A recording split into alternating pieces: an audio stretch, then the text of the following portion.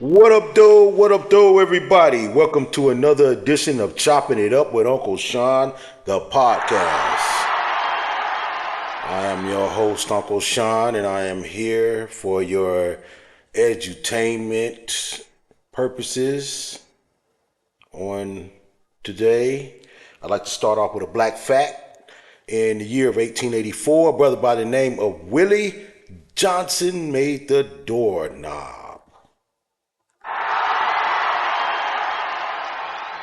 Did I do that one before? I don't know. Well, we'll do another one just in case, because I seem like I remember doing old Willie Johnson before. So we're going to say a brother by the name of Osborne Dorsey in 1878 created the door stop. Yes, salute to that brother and Willie Johnson. All right. Now, first thing I'm going to talk about today is talk about paying dues. You know, when you talk to a lot of young people nowadays, they expect everything to be handed to them. They expect the hookup on everything. You know, they expect to be put in position, but they don't want to work for it. They don't want to struggle, and they don't understand the struggle. You see, when you've had to really get it in the mud, you know, it's like you have low tolerance for people who don't want to get off of their ass and do what they got to do because they feel like they got to start up here when they haven't earned shit. You've shown nothing. You've not put no sweat equity into nothing but fucking off. But yet, you feel like somebody ought to put your ass in position. It ain't gonna happen. When I got my first job, I wasn't even making minimum wage. I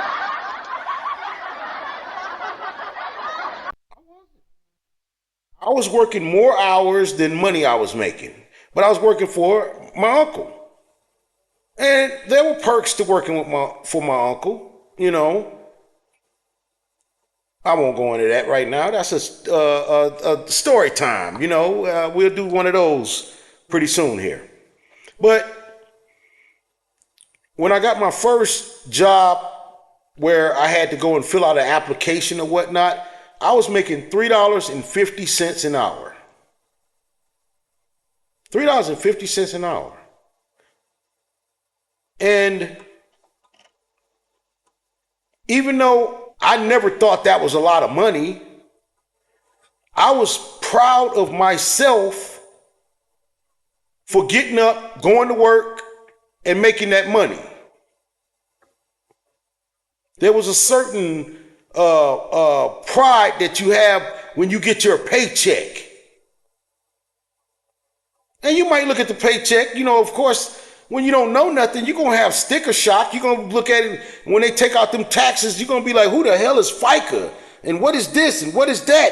And I worked these many hours and this is how much I made. And then this is only how much I'm getting in my check. You know, yeah. You find out what life is all about. And you find out that every time you was asking somebody to give you something for free, how much it really cost. You realize every time you ask somebody for 10 or 15 or $20, and in your mind, oh, it ain't nothing but $10, you realize how hard it was to get that damn $10. You see, a lot of these young folks and some of these older ones are messed up in the head. Their thinking is all skewed. And they'll do anything to avoid the inevitable. Do you like being broke? Do you like asking people for money? Do you like begging? Is that what you're all about? Because you don't have the intestinal fortitude to struggle for yourself even? Don't nobody want to go to work. Trust me. Nobody wants to go to work. Shit. Everybody wants to have the ability to lay at home on their fat ass and sit around and smoke and drink and eat and sleep and take a nap and watch TV and shit all day. Who the hell don't want to do that? Everybody would like to do that. Who doesn't want to be able to stay out all night and sleep all goddamn day? Nobody. There's nobody who doesn't want to do that. But those people are not going to have shit, and they don't have nothing. Those are the people who are living in your basement right now. Those are the people who call you once a month, twice a month, 3 times a month and need a loan that you probably not going to get back.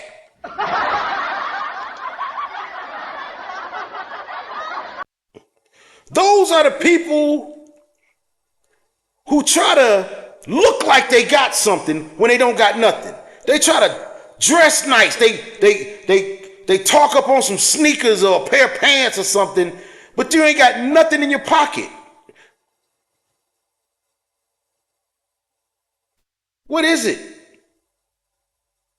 You gonna have to work. That's all it is to it.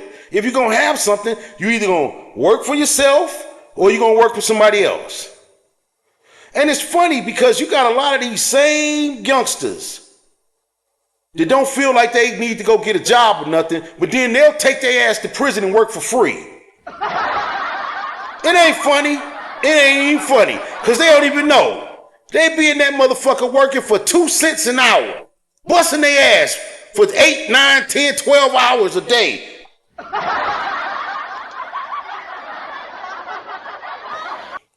When you could have been out here making some money, at least for your work, for your labor.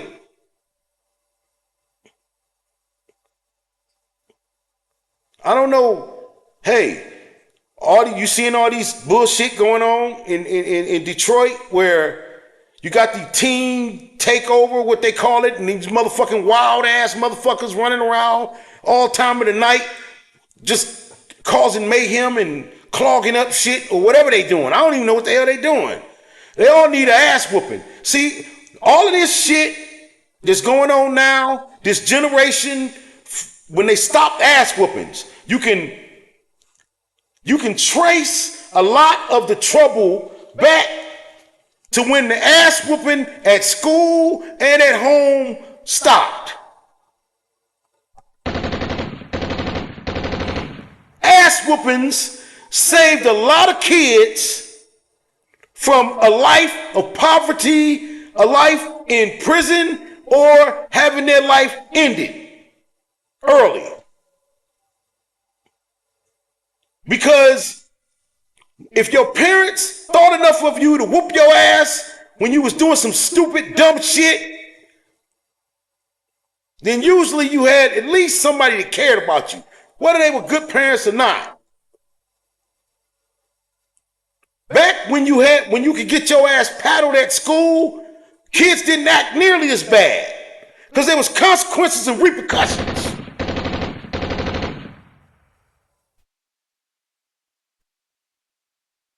If the president was to do anything, I think that would really help America, because he hadn't done nothing yet.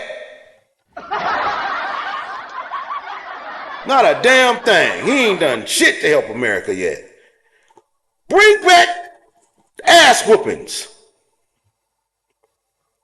Bring back the ability to whoop your kid's ass.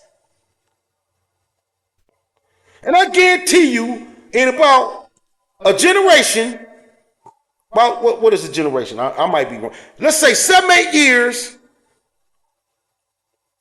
it'll think we'll start to see some things change, some attitude adjustments.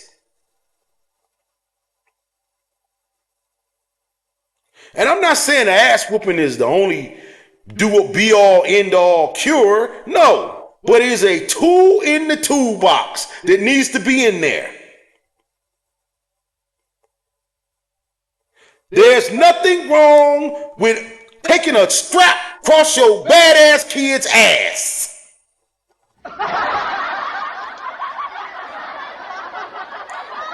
And Lord knows some of them need it. Now, I don't agree with abusing them, but a belt whooping, a switch, a house shoe, some of these bad motherfuckers need the stitching cord. Yeah. Some of these,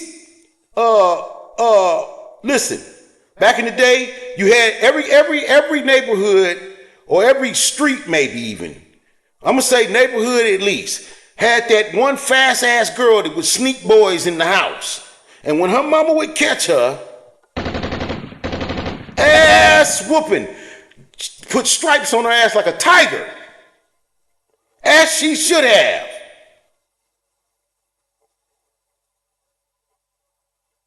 When your parents catch you sneaking the car and you come easy back up at the house in the middle of the night, then stole the car, went joyriding around, and they double team you and whoop your ass.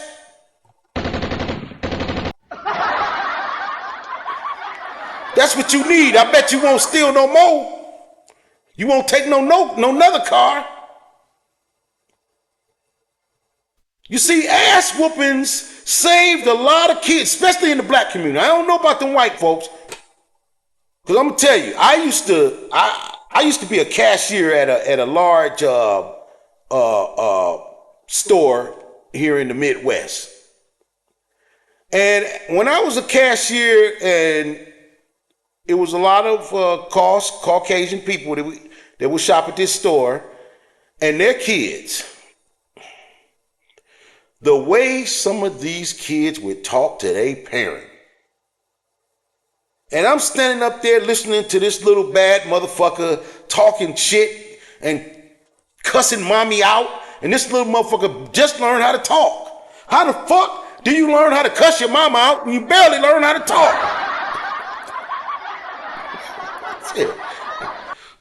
Damn. And the parents would act like, you know, oh, you could tell they was embarrassed. I would be like, you want my belt? I got a nice belt on. You know, shit. And every now and then, one of those white mothers would snap. She would snap and grab little Bradley up and shake the fuck out his ass.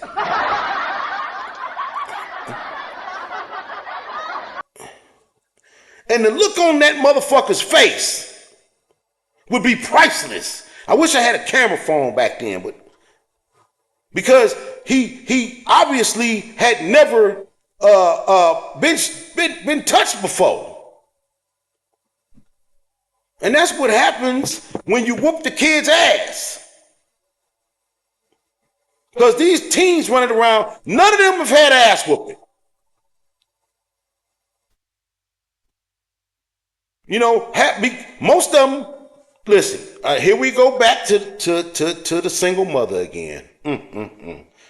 We got to go, it always leads back to that, doesn't it? Now, I'm not blaming all single mothers on having badass kids, but let's just put it like this. I know for a fact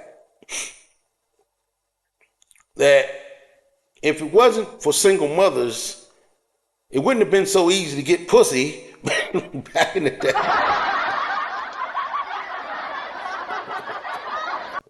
Shit. Listen, the single mother ain't at home watching her daughter. because the single mother's got to work, and then she going out there trying to make more kids half the time. And if she got a little boy, once he get to the age where, you know, he's a little bigger than her and probably stronger than her, and he done seen her get down, and he kind of don't got a whole lot of respect for the way his mom move, whether he's even consciously thinking about that or not. Sometimes it's not even a conscious thought, like, damn, my mom had a lot of niggas come on. No, it's just a subconscious, like, damn, you know, I didn't have that problem. Thank God. Oh, Lord, please. But, you know, there's other problems with being in the household with two parents, you know. But one thing we didn't have in our household was a lack of parenting and a lack of ass whoopings. There's plenty of ass whoopings to go around. Yep. My father didn't hold them up. And thank God he whooped my ass. The ass whooping gives you a conscience. Even when you're a grown man and you can no longer receive an ass whooping from your father, you think about, before you do some stupid shit, ass whooping, the past ass whoopings make you feel like, hey, okay, I know the consequences of doing some dumb shit. There's consequences and repercussions. That's what a lot of these fucking young folks don't know about. They don't realize consequences and repercussions until it's way too fucking late. And they want everything handed to them, and nobody's gonna hand you shit. Nobody's gonna hand you a motherfucking thing. You're gonna be broke. And you're going to get to the point where you're going to alienate anybody who wanted to help your ass or let you stay with them or do anything. And then you're going to be assed out and you're going to act like the world then did you wrong. And ain't nobody did you wrong but you, because you had no vision. Even when people did try to tell you and lead you in the right direction, you decided, no, I want to go this way with these fools over here.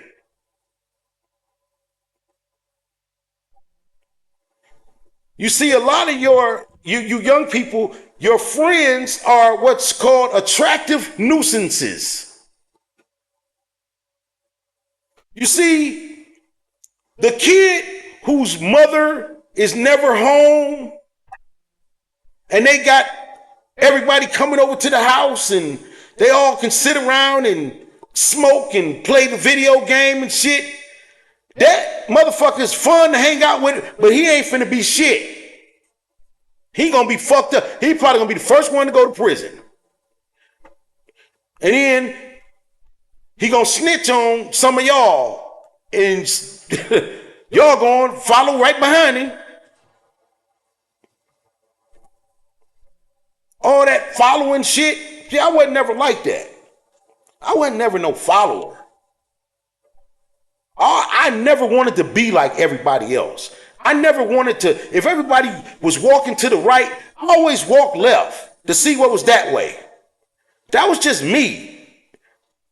You know, and you got people, you know, used to say shit to me, and it used to irk me at first, and then the older I got, when somebody would say some shit like, oh, you think you cool.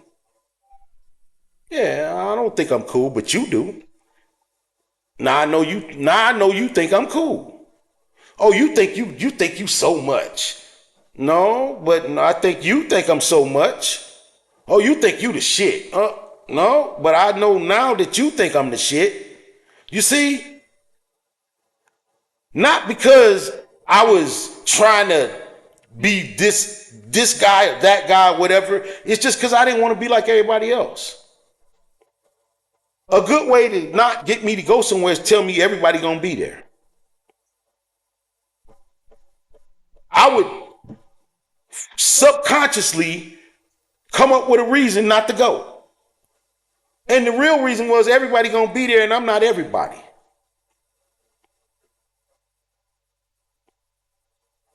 I never needed no crowd to validate me. The few dudes that I hung out with, it was the few. Because I wasn't the type of person that everybody could stomach or stand to be around. Because number one, if I don't like you, I can't talk to you. You're going to know I don't like you. And number two, I'm not going to do what you want me to do. I'm not no follower. I never have been. I do what the fuck I want to do. And that's all I do. And anytime somebody, even to this day, like my man Deontay Wilder used to say, to this day, when somebody try to get me to do some shit I don't want to do, our conflict is going to start. Because I'm not built to do shit that I don't want to do. But the shit that I need to do, I will do. I will do what I need to do in order to take care of myself and to sustain myself and to raise my family and to take care of my family and my responsibilities. I will do what I need to do. But besides that, I do what the hell I want to do. I don't follow because everybody else is doing this. They say, oh, this is the thing to do, or this is the place to go. No, I'm going to find out where I want to go and where I need to be, and that's what I'm going to do. So I probably won't see you where I'm at.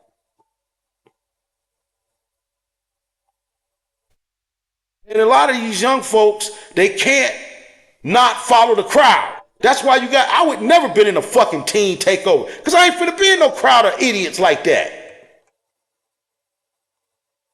While they was doing that, running around over there,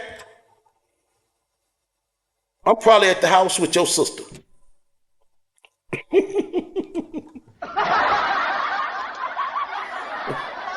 Sipping on a 40. Shit. Back in the day. You know. But yo, this has been another episode of Chopping It Up with UncleChon, the podcast. And I thank y'all for liking, sharing, and subscribing on YouTube. And check me out on TikTok. And I think I'm going to start posting on Instagram. I don't know too much about that. But this show was written, produced, directed, performed, funded by me. And I'm UncleChon, and fuck peace, bitches.